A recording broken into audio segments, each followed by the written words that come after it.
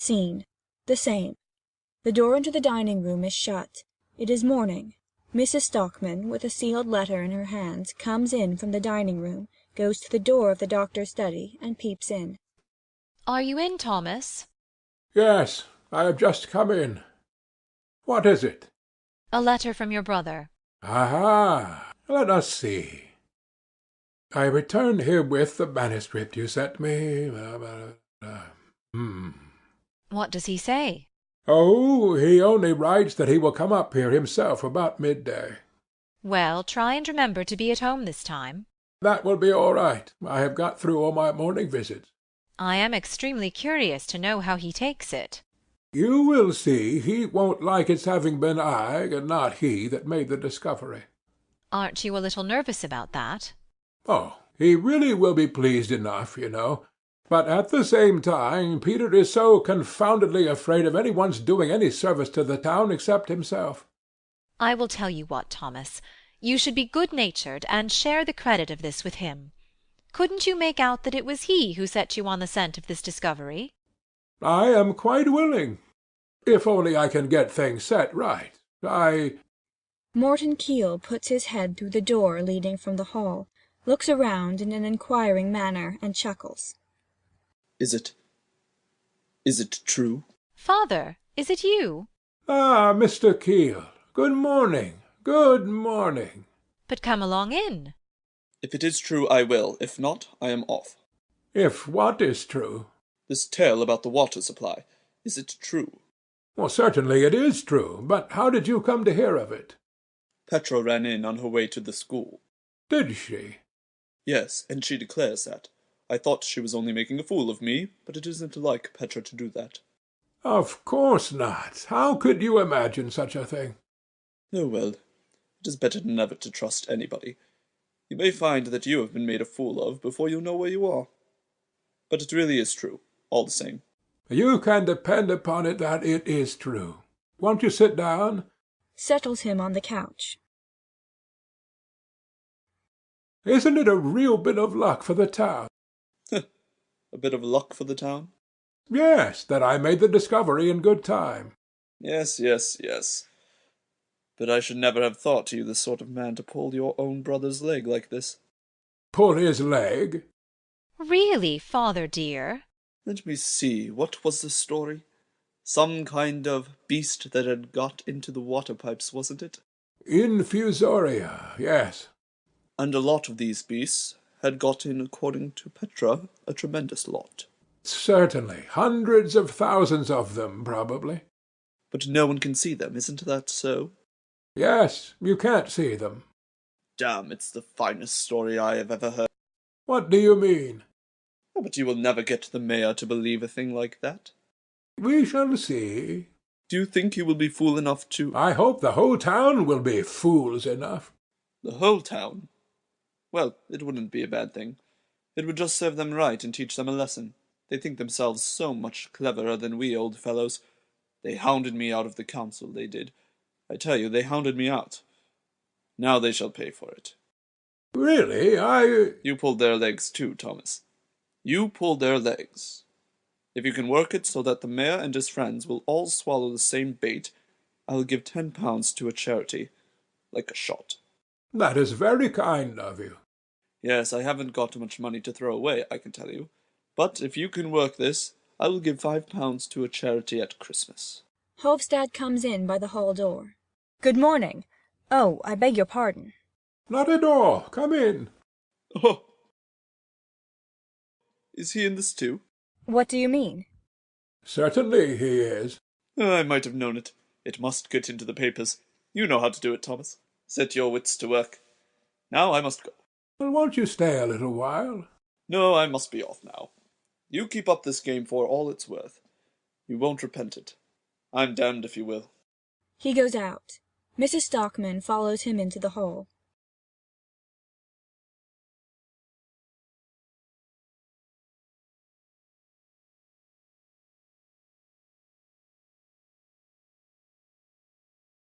"Ha, ha! Just imagine! The old chap doesn't believe a word of all this about the water supply."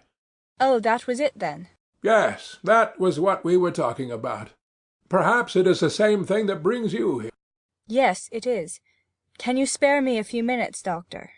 As long as you like, my dear fellow. Have you heard from the mayor yet? Not yet. He is coming here later. I have given the matter a great deal of thought since last night. Well? From your point of view, as a doctor and a man of science, this affair of the water supply is an isolated matter. I mean, you do not realize that it involves a great many other things. How do you mean? Let us sit down, my dear fellow. No, sit here on the couch. Hovstad sits down on the couch, Dr. Stockmann on a chair on the other side of the table. Now then, you mean that— You said yesterday that the pollution of the water was due to impurities in the soil. Yes, unquestionably. It is due to that poisonous morass up at Mulledal. Begging your pardon, doctor, I fancy it is due to quite another morass altogether. What morass? The morass that the whole life of our town is built on and is rotting in. What the deuce are you driving at, Hovstad? The whole of the town's interests have, little by little, got into the hands of a pack of officials. Oh, come, they are not all officials. No, but those that are not officials are at any rate the officials' friends and adherents. It is the wealthy folk, the old families in the town, that have got us entirely in their hands. Yes, but after all they are men of ability and knowledge. Did they show any ability or knowledge when they laid the conduit pipes where they are now? No, of course that was a great piece of stupidity on their part, but that is going to be set right now. Do you think that will be all such plain sailing? Plain sailing or no, it has got to be done anyway. Yes, provided the press takes up the question. I don't think that will be necessary, my dear fellow. I am certain my brother— Excuse me, doctor, I feel bound to tell you that I am inclined to take the matter up. In the paper? Yes. When I took over the People's Messenger, my idea was to break up this ring of self-opinionated old fossils who have got hold of all the influence. But, you know, you told me yourself what the result had been. You nearly ruined your paper. Yes. At the time we were obliged to climb down a peg or two, it is quite true, because there was a danger of the whole project of the baths coming to nothing if they failed us. But now the scheme has been carried through, and we can dispense with these grand gentlemen. Dispense with them, yes, but we owe them a great debt of gratitude. They shall be recognized ungrudgingly, but a journalist of my democratic tendencies cannot let such an opportunity as this slip. The bubble of the official infallibility must be pricked. This superstition must be destroyed like any other. I am wholeheartedly with you in that, Mr. Hovstad. If it is a superstition, away with it. I should be very reluctant to bring the mayor into it, because he is your brother, but I am sure you will agree with me that the truth should be the first consideration. That goes without saying. Yes, but— You must not misjudge me. I am neither more self-interested nor more ambitious than most men. My dear fellow, who suggests anything of the kind? I am of humble origin, as you know, and that has given me opportunities of knowing what is the most crying need in the humbler ranks of life. It is they that should be allowed some part in the direction of public affairs, doctor. That is what will develop their faculties and intelligence and self-respect. I quite appreciate that. Yes. And in my opinion, a journalist incurs a heavy responsibility if he neglects a favourable opportunity of emancipating the masses, the humble and oppressed. I know well enough that in exalted circles I shall be called an agitator, and all that sort of thing, but they may call me what they like. If only my conscience doesn't reproach me, then— Quite right, Mr. Hovstad. But all the same, devil take it. A knock is heard at the door. Come in. Aslaksen appears at the door. He is poorly but decently dressed in black, with a slightly crumpled white neckcloth. He wears gloves and has a felt hat in his hand. Excuse my taking the liberty, doctor. Ah, it is you, Aslaksen. Yes, doctor. Is it me you want, Aslaksen? No, I didn't know I should find you here. No, it was the doctor. I am quite at your service. What is it? Is what I heard from Mr. Billing true, sir? That you mean to improve our water supply? Yes, for the baths. Quite so, I understand. Well, I have come to say that I will back that up by every means in my power. You see? I shall be very grateful to you, but— Because it may be no bad thing to have us small tradesmen at your back. We form, as it were, a compact majority in the town, if we choose, and it is always a good thing to have the majority with you, Doctor.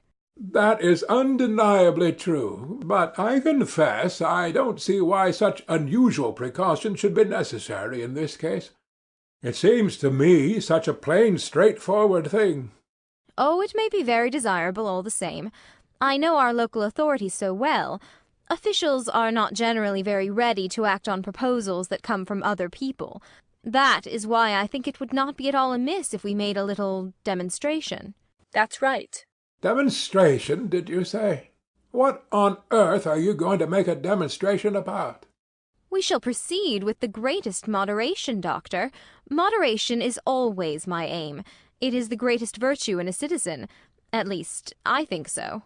It is well known to be a characteristic of yours, Mr. Aslaksen. Yes, I think I may pride myself on that. And this matter of the water supply is of the greatest importance to us small tradesmen. The baths promise to be a regular gold mine for the town. We shall all make our living out of them, especially those of us who are householders. That is why we will back up the project as strongly as possible. And as I am at present chairman of the Householders' Association. Yes?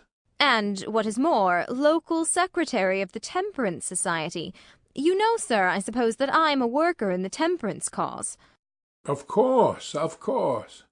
Well, you can understand that I come into contact with a great many people, and as I have the reputation of a temperate and law-abiding citizen, like yourself, Doctor, I have a certain influence in the town, a little bit of power, if I may be allowed to say so.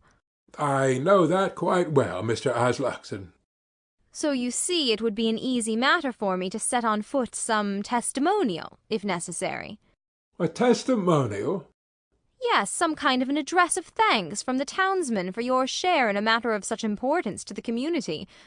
I need scarcely say that it would have to be drawn up with the greatest regard to moderation, so as not to offend the authorities, who, after all, have the reins in their hands. If we pay strict attention to that, no one can take it amiss, I should think. Well, and even supposing they didn't like it. No, no, no, there must be no discourtesy to the authorities, Mr. Hovstad. It is no use falling foul of those upon whom our welfare so closely depends. I have done that in my time, and no good ever comes of it. But no one can take exception to a reasonable and frank expression of a citizen's views. I can't tell you, Mr. Aslaksen, how extremely pleased I am to find such hearty support among my fellow citizens. I am delighted, delighted. Now you will take a small glass of sherry, eh? No, thank you. I never drink alcohol of that kind. Well, what do you say to a glass of beer, then? Nor that either, thank you, Doctor. I never drink anything as early as this. I am going into town now to talk this over with one or two householders and prepare the ground. It is tremendously kind of you, Mr. Aslaksen, but I really cannot understand the necessity for all these precautions. It seems to me that the thing should go of itself. The authorities are somewhat slow to move, Doctor. Far be it from me to seem to blame them. We are going to stir them up in the paper tomorrow, Aslaksen. But not violently, I trust, Mr. Hovstad. Proceed with moderation, or you will do nothing with them. You may take my advice. I have gathered my experience in the school of life. Well, I must say good-bye, Doctor. You know now that we small tradesmen are at your back at all events, like a solid wall. You have the compact majority on your side, Doctor. I am very much obliged, dear Mr. Aslaksen. Good-bye, good-bye. Are you going my way towards the printing office, Mr. Hovstad? I will come later. I have something to settle up first. Very well. Bows and goes out.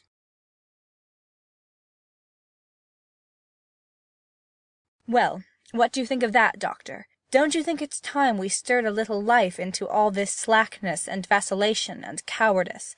Are you referring to Mr. Aslaksen? Yes, I am. He is one of those who are floundering in a bog, decent enough fellow though he may be otherwise. And most of the people here are in just the same case, seesawing and edging first to one side and then to the other, so overcome with caution and scruple that they never dare to take any decided step. Yes, but Aslaksen seemed to me so thoroughly well-intentioned. There is one thing I esteem higher than that, and that is for a man to be self-reliant and sure of himself. I think you are perfectly right there. That is why I want to seize this opportunity, and try if I cannot manage to put a little virility into these well-intentioned people for once. The idol of authority must be shattered in this town. This gross and inexcusable blunder about the water supply must be brought home to the mind of every municipal voter. Very well. If you are of the opinion that it is for the good of the community, so be it. But not until I have had a talk with my brother. Anyway, I will get a leading article ready, and if the mayor refuses to take the matter up— How can you suppose such a thing possible? It is conceivable. And in that case— In that case, I promise you— Look here, in that case you may print my report, every word of it. May I? Have I your word for it? Here it is, take it with you. It can do no harm for you to read it through, and you can give it back to me later on. Good, good. That is what I will do. And now, good-bye, Doctor. Good-bye. You will see everything will run quite smoothly, Mr. Hovstad, quite smoothly. We shall see. Bows and goes out. Katherine! Oh, you are back, Petra. Yes, I have just come from the school. Has he not been here yet? Peter? No, but I have had a long talk with Hovstad. He is quite excited about my discovery. I find it has a much wider bearing than I at first imagined, and he has put his paper at my disposal if necessity should arise. Do you think it will? Not for a moment. But at all events it makes me feel proud to know that I have the liberal-minded independent press on my side. Yes, and just imagine, I have had a visit from the chairman of the Householders' Association. Oh, what did he want? To offer me his support too. They will support me in a body if it should be necessary. Katherine, do you know what I have got behind me? Behind you?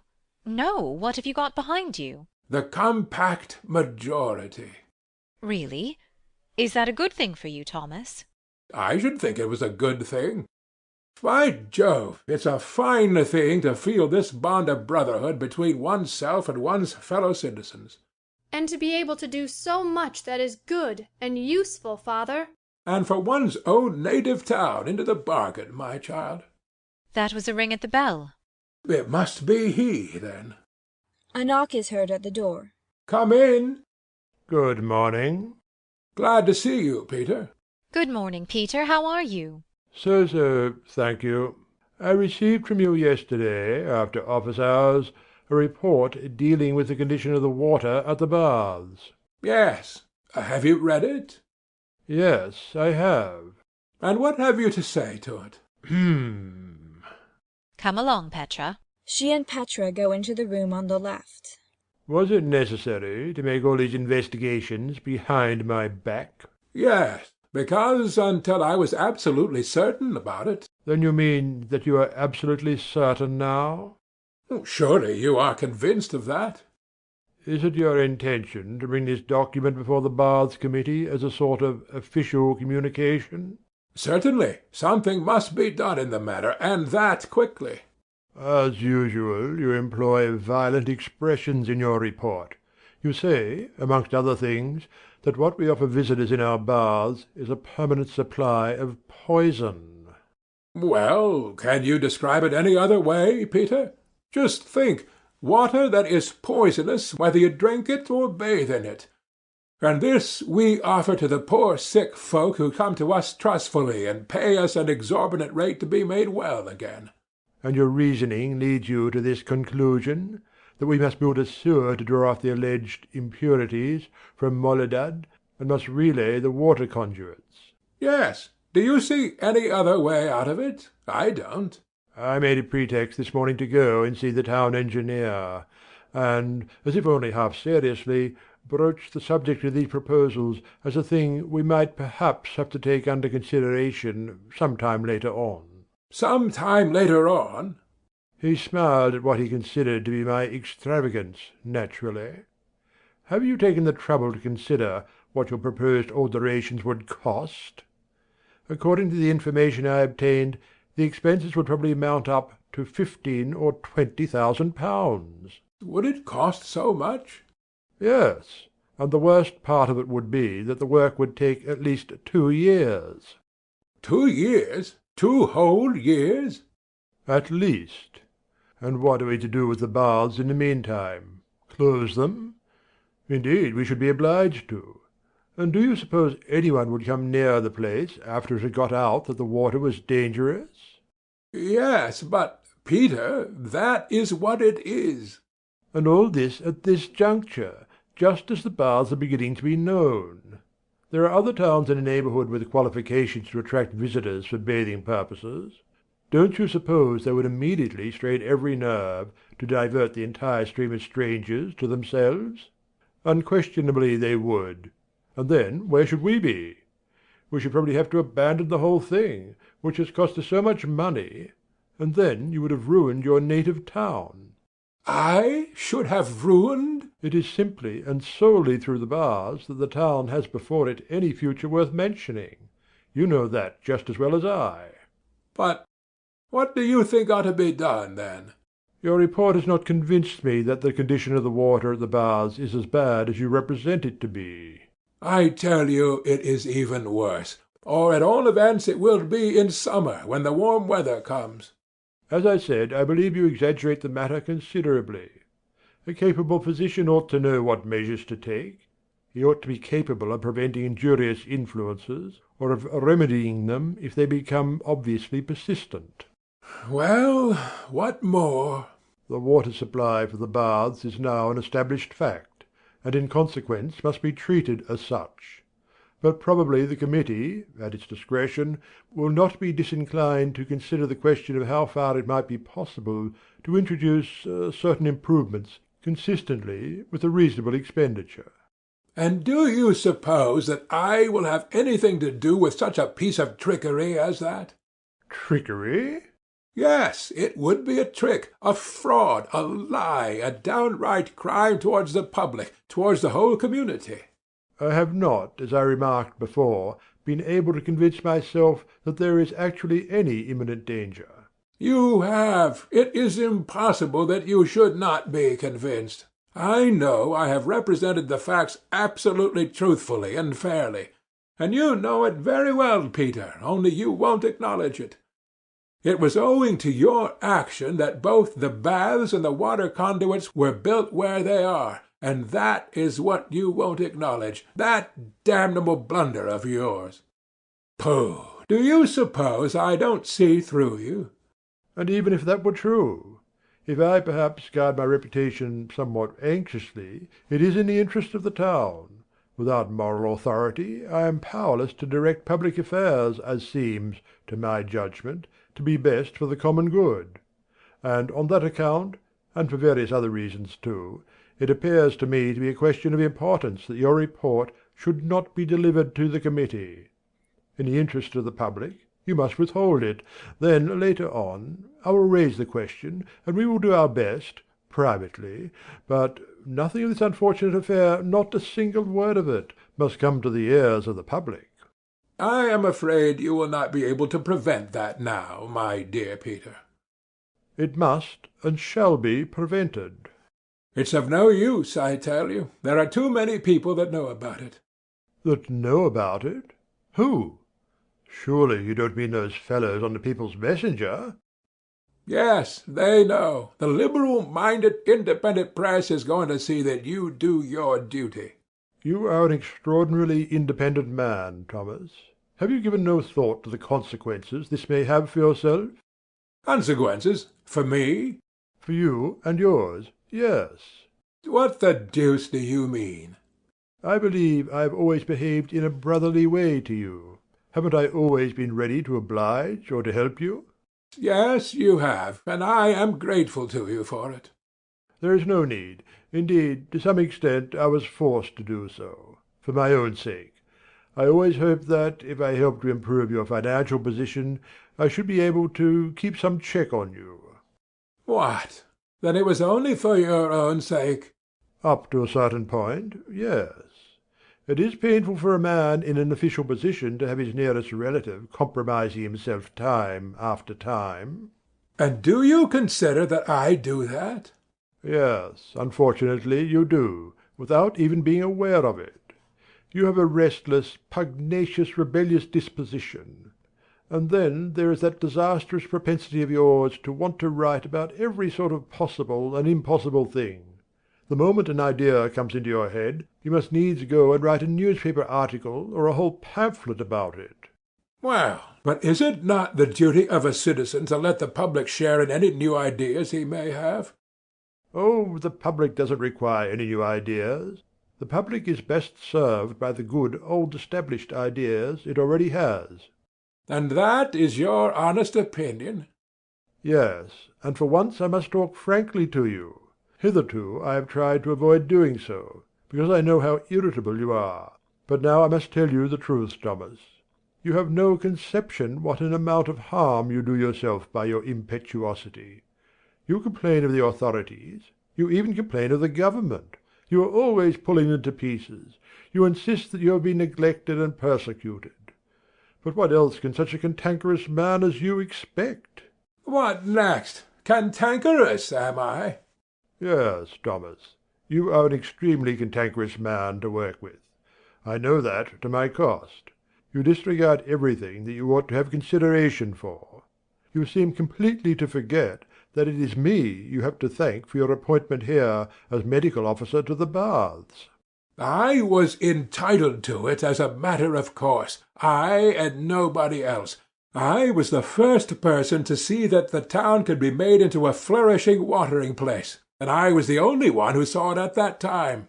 I had to fight single-handed in support of the idea for many years, and I wrote and wrote. Undoubtedly. But things were not ripe for the scheme then, though, of course, you could not judge of that in your out-of-the-way corner up north. But as soon as the opportune moment came, I and the others took the matter into our hands. Yes, and made this mess of all my beautiful plan. It is pretty obvious now what clever fellows you were. To my mind, the whole thing only seems to mean that you are seeking another outlet for your combativeness. You want to pick a quarrel with your superiors, an old habit of yours.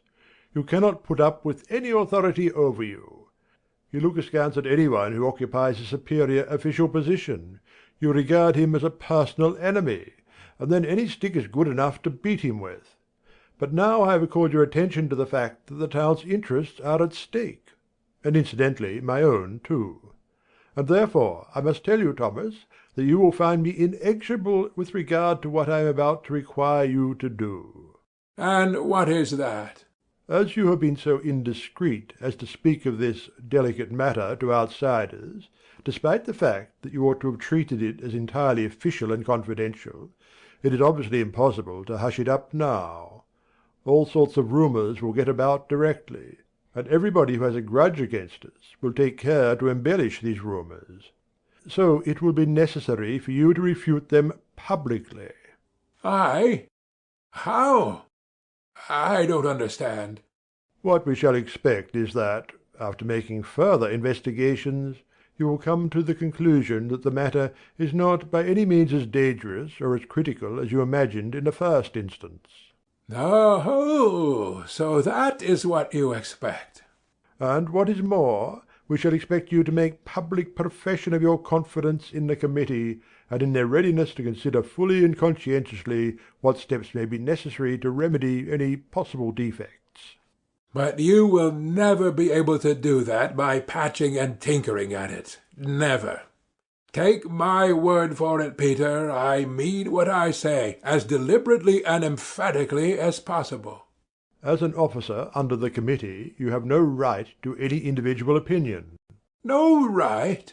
In your official capacity, no. As a private person, it is quite another matter. but as a subordinate member of the staff of the Baths, you have no right to express any opinion which runs contrary to that of your superiors." "This is too much. I, a doctor, a man of science, have no right to—" "The matter in hand is not simply a scientific one. It is a complicated matter, and has its economic as well as its technical side." "I don't care what it is. I intend to be free to express my opinion on any subject under the sun." "As you please, but not on any subject concerning the Baths. That we forbid." "You forbid? You, a pack of—" "I forbid it. I, your chief, and if I forbid it, you have to obey." "Peter, if you were not my brother—" Father, you shan't stand this. Petra! Petra! "Oh, so you have been eavesdropping." You were talking so loud we couldn't help it." Yes, I was listening. "Well, after all, I am very glad." "You were saying something about forbidding and obeying?" "You oblige me to take that tone with you." "And so I am to give myself the lie publicly?" "We consider it absolutely necessary that you should make some such public statement as I have asked for." "And if I do not obey?" "Then we shall publish a statement ourselves to reassure the public." "Very well. But in that case I shall use my pen against you. I stick to what I have said. I will show that I am right and that you are wrong. And what will you do then?" "Then I shall not be able to prevent your being dismissed." "What?" Father! Dismissed! Dismissed? "Dismissed from the staff of the Baths. I shall be obliged to propose that you shall immediately be given notice, and shall not be allowed any further participation in the Baths' affairs." "You would dare to do that?" "It is you that are playing the daring game." Uncle, that is a shameful way to treat a man like father. Do hold your tongue, Petra." "Oh, so we volunteer our opinions already, do we? Of course. Katherine, I imagine you are the most sensible person in this house. Use any influence you have over your husband, and make him see what this will entail for his family as well as—" "My family is my own concern, and nobody else's." "For his own family, as I was saying, as well as for the town he lives in." "It is I who have the real good of the town at heart. I want to lay bare the defects that sooner or later must come to the light of day. I will show whether I love my native town." "You, who in your blind obstinacy want to cut off the most important source of the town's welfare?" "The source is poisoned, man. Are you mad? We are making our living by retailing filth and corruption. The whole of our flourishing municipal life derives its sustenance from a lie." "All imagination, or something even worse. The man who can throw out such offensive insinuations about his native town must be an enemy to our community." "Do you dare to—" "Thomas!" Don't lose your temper, father. "I will not expose myself to violence. Now you have had a warning, so reflect on what you owe to yourself and your family. Good-bye." Goes out. "Am I to put up with such treatment as this in my own house, Katherine? What do you think of that?" "Indeed, it is both shameful and absurd, Thomas." If only I could give uncle a piece of my mind.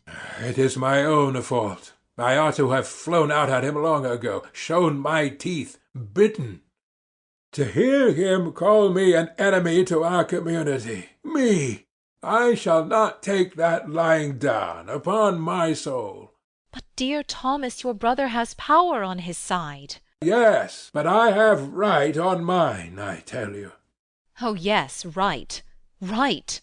What is the use of having right on your side if you have not got might?" Oh, mother, how can you say such a thing? "Do you imagine that in a free country it is no use having right on your side? You are absurd, Katherine. Besides, haven't I got the liberal-minded independent press to lead the way, and the compact majority behind me? That is might enough, I should think." "But good heavens, Thomas, you don't mean to—" "Don't mean to what?" "To set yourself up in opposition to your brother." In God's name, what else do you suppose I should do but take my stand on right and truth? Yes, I was just going to say that. But it won't do you any earthly good. If they won't do it, they won't. Oh, Katherine, just give me time, and you will see how I carry the war into their camp. Yes, you carry the war into their camp, and you get your dismissal. That is what you will do. In any case, I shall have done my duty towards the public, towards the community, I, who am called its enemy. But towards your family, Thomas, towards your own home. Do you think that is doing your duty towards those you have to provide for? Ah, don't think always first of us, Mother. Oh, it is easy for you to talk. You are able to shift for yourself if need be. But remember the boys, Thomas, and think a little of yourself, too, and of me. I think you are out of your senses, Katherine. If I were to be such a miserable coward as to go on my knees to Peter and his damned crew, do you suppose I should ever know an hour's peace of mind all my life afterwards? I don't know anything about that. But God preserve us from the peace of mind we shall have all the same if you go on defying him. You will find yourself again without the means of subsistence, with no income to count upon. I should think we had enough of that in the old days. Remember that, Thomas. Think what that means. And this is what this slavery can bring upon a free, honourable man. Isn't it horrible, Katherine? Yes, it is sinful to treat you so. It is perfectly true. But, good heavens, one has to put up with so much injustice in this world. There are the boys, Thomas. Look at them. What is to become of them? Oh, no. No, you can never have the heart. Ejlif and Morten have come in while she was speaking, with their school-books in their hands. The boys? No, even if the whole world goes to pieces, I will never bow my neck to this yokel. Goes towards his room. Thomas, what are you going to do? I mean to have the right to look my sons in the face when they are grown men. Goes into his room. God help us all. Father is splendid. He will not give in. The boys look on in amazement. Petra signs to them not to speak. End of Act 2.